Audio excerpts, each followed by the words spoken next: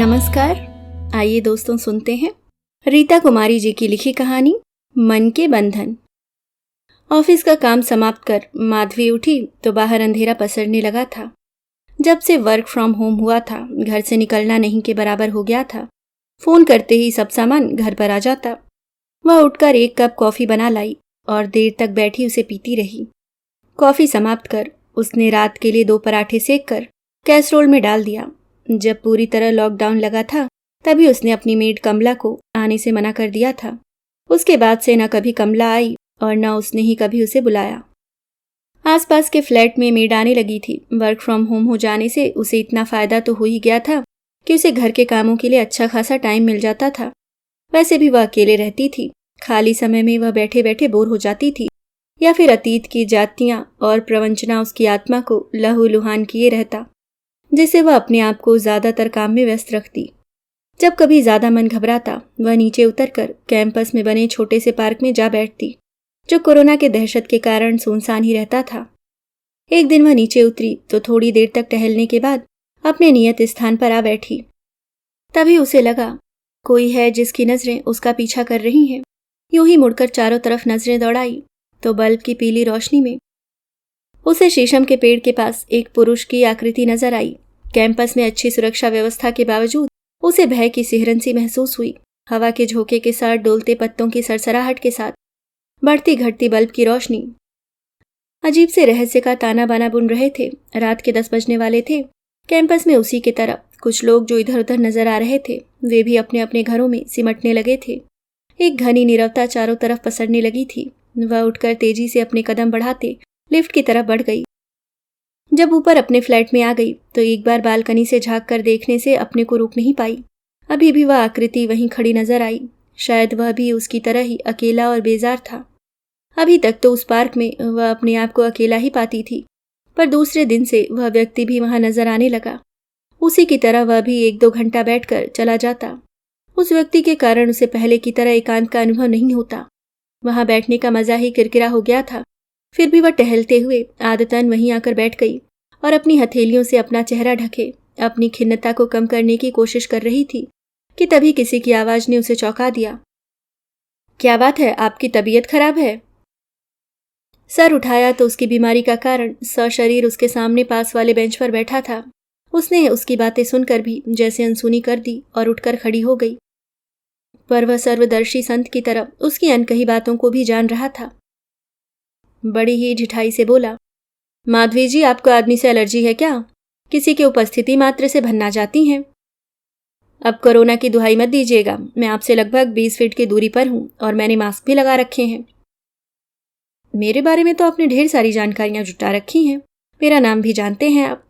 1 हफ्ते से देख रही हूं। आपके भी कोई हमदर्द नजर नहीं आए। आप भी मेरे जैसे अकेले ही नजर आते हैं। फिर भी जी, मेरे विषय में इतनी सी भी जानकारी हासिल करने के लिए शुक्रिया, पर मुझे भी आपके विषय में जानकारियां हासिल करने के लिए ज़्यादा मेहनत नहीं करनी पड़ी, क्योंकि आपने नेम प्लेट पर अपना नाम मोटे मोटे अक्षरों में लिख रखा है। जहां तक अकेले रहने की बात है जी, किसी को अकेला रहना पसंद है तो किसी के लिए अकेले रहना उसकी मजबूरी है। वैसे मैं बता दूं कि मैं आपके फ्लैट के सामने वाले फ्लैट में रहता हूँ और आपसे दोस्ती करना चाहता हूँ। मेरा नाम। बीच में ही उसकी बात काटते हुए माधवी बोली, अजनबियों का नाम जानना और उनसे दोस्ती करना मुझे बिल्कुल पसंद नहीं है, इसलिए बेवजह दोस्ती करने की कोशिश ना करें।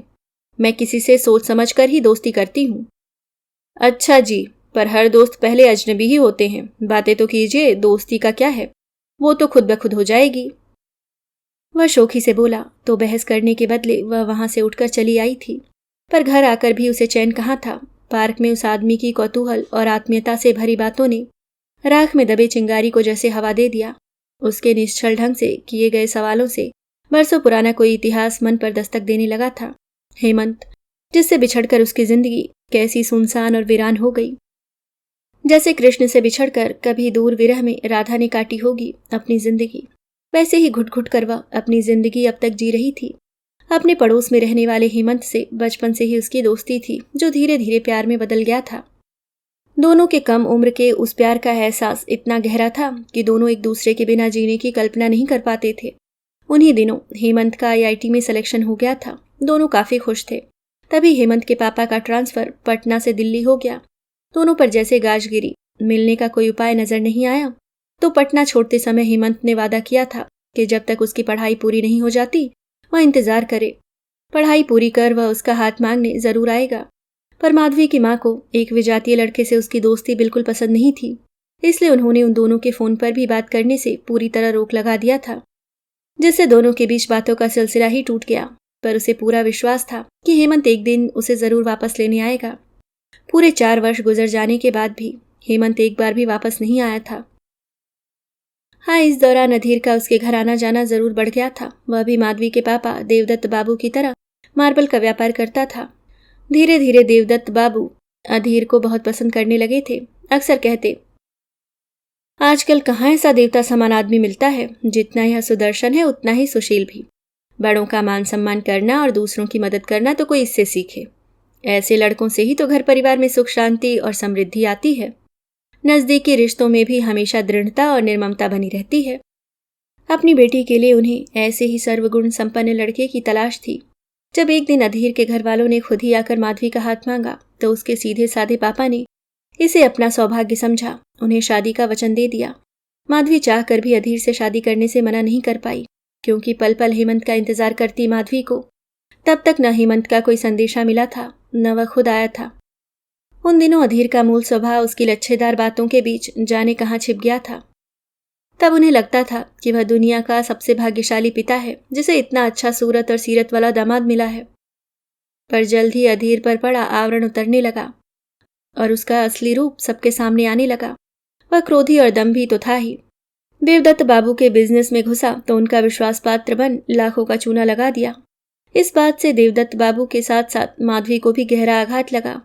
फिर भी बेटी के सुखों का ख्याल कर उसके पापा चुप ही रहे। पापा के समझाने पर माधवी ने भी अपने मन को समेट कर उसे माफ कर दिया। अपराधी को क्षमा कर दो तो वह सामने वाले को कमजोर और कायर समझने लगता है। खुलेआम विभिन्न लड़कियों से दोस्ती रखने लगा। 1-2 बार अधीर को लड़कियों के साथ संदिग्ध अवस्था में देखकर भी माधवी ने अनदेखा कर दिया। पर धीरे धीरे उसकी बेशर्मी ज्यादा बढ़ने लगी तो एक दिन वह अपना जरूरी सामान समेट हमेशा के लिए उसका घर छोड़ दिया। ऐसा स्वार्थी, निकृष्ट और आत्मकेंद्रित व्यक्ति के साथ जीना नरक भोगने के समान था। एक बार माधवी मायके लौट आई तो अधीर के अनुरोध करने पर भी वापस नहीं लौटी। 3 साल का वैवाहिक जीवन तलाक में बदल गया। माधवी के पास मैनेजमेंट की डिग्री थी। कुछ ही दिनों बाद बेंगलोर की एक कंपनी में उसे काम मिल गया। यहाँ आकर उसने किसी से भी अपनी दोस्ती नहीं बढ़ाई। अधीर की कुटिल और स्वार्थी चालों ने उसके निष्कपट चित्त को इतना शंकालु बना दिया था कि अपने एक एक कदम सहम कर रखती थी।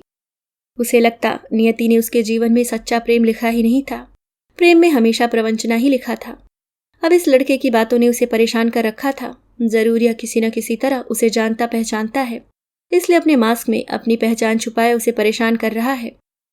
दूसरे दिन शाम को सामने बालकनी में नजरें घुमाई तो वही लड़का मास्क लगाए पौधों को पानी दे रहा था।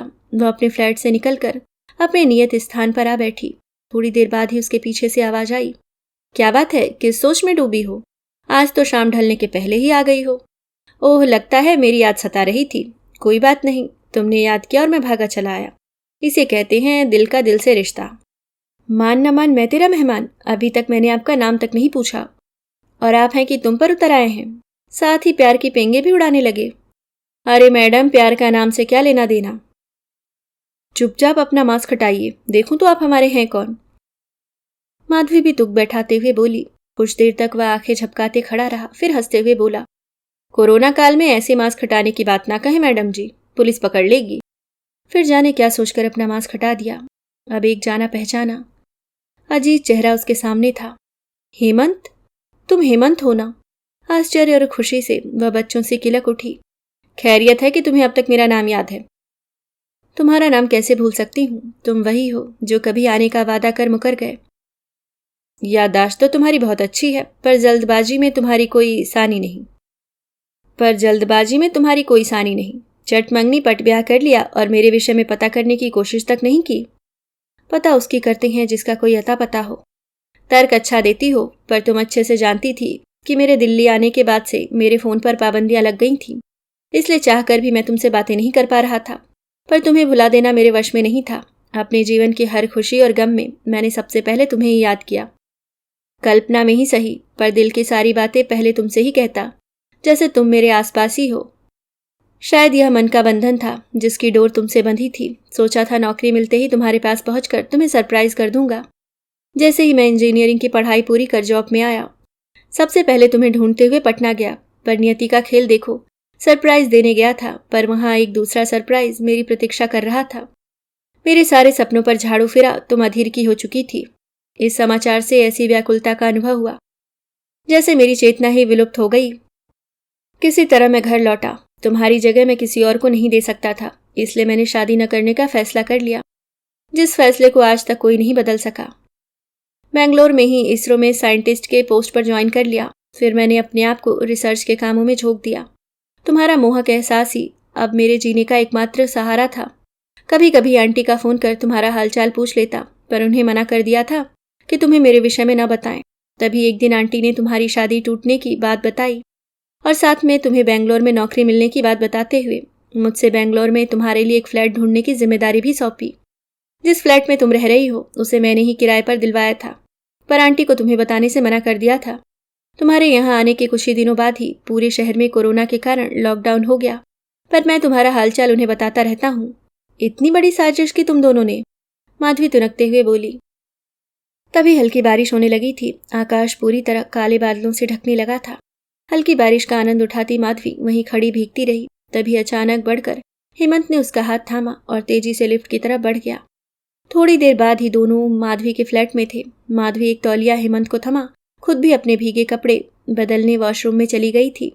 जब वह वॉशरूम से निकली, गुलाबी टॉप और नेवी ब्लू रंग के जीन्स में जैसे उसका रूप उसमें भीगे ताजे गुलाब सा निखर आया था। हेमंत उसे निबद्ध दृष्टि से जड़वत देखता ही रह गया। ऐसे क्या देख रहे हो? देख रहा हूं कि कितना नायाब हीरा मेरे हाथों से फिसल गया। माधवी ने बात बदलते हुए पूछा। डिनर तक रुक सकते हो तो कुछ पकाती हूँ, पहले कॉफी तो पिलाओ। फिर तो कॉफी पीते पीते ढेर सारी बातें शुरू हो गई। माधवी ने पूछा, तो क्या सोचा है तुमने? क्या सारी उम्र ब्रह्मचारी रहने का इरादा है? वह एक लंबी सांस लेते हुए बोला, तुम मेरी बेस्ट फ्रेंड हो, तुम ही बताओ मैं क्या करूं। मैंने तो सिर्फ तुम्ही से प्यार किया। मेरे सारे सपने तुम ही से शुरू हो तुम ही पर समाप्त होते थे, पर अचानक तुम मेरी जिंदगी से चली गई। मेरे सारे सपने टूटकर बिखर गए। चाह कर भी तुम्हारी जगह किसी को नहीं दे सका। तुम क्या गई, मैं आधा अधूरा हो गया। अब इस अधूरे जीवन को तुम ही पूरा कर सकती हो। तलाक के बाद से तो मेरी खुद की जिंदगी में ही एक नया मोड़ आ गया है, जहां से कोई भी रास्ता शादी की तरफ नहीं जाता। इसलिए हम दोनों पहले की तरह अच्छे दोस्त भी तो बने रह सकते हैं। हम कब तक अपने दुखद अतीत को गुनते रहेंगे? अकेले रहते रहते इतना तो मैं समझ ही गया हूँ कि आर्थिक ज़रूरतों को तो हम पैसों से कमा कर पूरा कर लेते हैं, पर हमारी कुछ भावनात्मक ज़रूरतें भी होती हैं, जिसके लिए एक आदत साथी की ज़रूरत होती है, जिससे अपने सुख दुख बांट सकें। इसलिए अब मैं तुम्हें भागने नहीं दूंगा। मैंने पहले से ही सब सोच रखा है। हम जल्द से जल्द कोर्ट में शादी कर लेंगे। अपना भाग्य हम खुद साध लेंगे। हेमंत के रोम रोम से जैसे मादकता छलक रही थी। उसने उद्विग्नता से उठकर माधवी के चेहरे को अपने तप्त चुंबनों से ढक दिया, जो माधवी को जाने कैसी अपूर्व शांति दे रहा था। अक्सर जीवन के सबसे खूबसूरत पल यूं ही बिना किसी आहट के जीवन में प्रवेश कर जाते हैं।